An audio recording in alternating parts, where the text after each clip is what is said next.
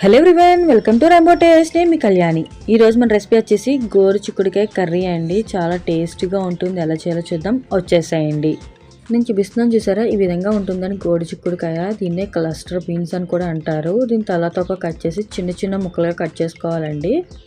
ఇది మామూలు చిక్కుడుకాయతో పోలిస్తే కొంచెం హార్డ్గా ఉంటుందండి. మన కూర ఉండడానికంటే ముందే దీన్ని విడిగా కుక్ చేసుకోవాలండి.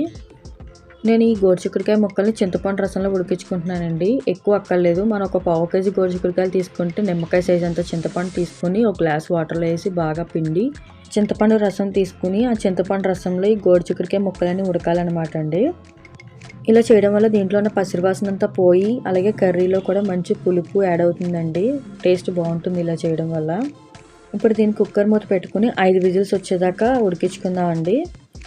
ఈ లోపు ఇంకొక ప్యాన్ పెట్టుకుందామండి. ప్యాన్లో ఆయిల్ వేసుకుని పోపెట్టుకుందాము. దానికోసం 1 స్పూన్ పచ్చెనగపప్పు, 1 స్పూన్ జీలకర్ర, 1 స్పూన్ ఆవాలు, అలాగే 1/2 స్పూన్ మినపప్పు, అలాగే ఒక ఎండుమిరపకాయలు చీలికలు వేసుకుని ఫ్రై చేసుకుందామండి. దీంట్లో ఒక రెమ్మ కరివేపాకు కూడా వేసుకోండి. ఈ పోపు అంతా కూడా దోరగా వేయించుకోవాలండి. మీరు కనుక ఫస్ట్ టైం నా ఛానల్ చూసినట్లయితే నా ఛానల్ సబ్స్క్రైబ్ చేసుకోండి, షేర్ చేయండి, లైక్ చేయండి, పక్కనున్న బెల్ ఐకాన్ క్లిక్ చేయండి. పోపు అంతా వేగిపోయిందండి. పెద్ద సైజు ఉల్లిపాయని సన్నగా కట్ చేసి వేసుకోవాలండి. వీలైనంత సన్నగా కట్ చేసుకోండి ఆనియన్ని. అలాగే ఒక పచ్చిమిరపకాయ చిలుకలు వేసుకుంటున్నానండి. అలాగే కర్రీకి తగినంత ఉప్పు కూడా ఇప్పుడే వేసేసుకుంటున్నాను. ఉల్లిపాయ అంతా కూడా బాగా వేగాలి. ఈ లోపు మనం ఉడికించుకున్న గోరు చిక్కుడుకాయ ముక్కల్ని వార్చుకోవాలండి పులుపు నీళ్ళ నుంచి. చూస్తున్నారు కదండి, బాగా కుక్ అయింది. మన కలర్ కూడా చేంజ్ అయింది. పూర్తిగా వార్చుకుని గోరు చిక్కుడుకాయ ముక్కల్ని పక్కన పెట్టుకుందామండి. ఇప్పుడు ఉల్లిపాయ ముక్కలు కూడా చక్కగా వేగిపోయినాయి. ఇప్పుడు ఆల్రెడీ ముందుగా వార్చుకున్న గోరు చిక్కుడుకాయ ముక్కల్ని దీంట్లో వేసేసుకోవడమేనండి. దీంట్లో ఇప్పుడు 1 స్పూన్ కారం వేసుకుందామండి. మీ కారం తగినట్టుగా కొంచెం పెంచుకోండి, లేదంటే తగ్గించుకోండి. అలాగే చిటికెడు పసుపు కూడా వేసుకుని ఒకసారి అంతా బాగా కలిసేలా కలుపుకోవాలండి.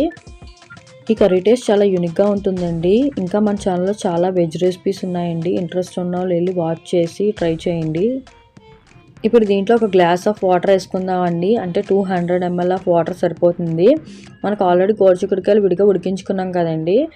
ఈ కర్రీ మనకి తొందరగానే రెడీ అయిపోతుందండి. ఇప్పుడు దీంట్లోనే చిన్న బెల్లం ముక్క వేసుకోండి. కర్రీ అంతా కూడా మగ్గనివ్వాలండి. మూత పెట్టుకుని కర్రీ అంతా కూడా మగ్గనిచ్చుకుందాం. మనం ఈ కర్రీలో ఎటువంటి మసాలా యాడ్ చేయలేదండి. అలాగే ఈ గోరు చిక్కుడుకాయల్లో ఫైబర్ కంటెంట్ ఎక్కువగా ఉంటుంది. అప్పుడప్పుడైనా ఈ కర్రీ తినడానికి ట్రై చేయండి. మార్కెట్లో మనకి గోరు చిక్కుడుకాయలు చాలా ఈజీగా అవైలబుల్గా ఉంటాయండి.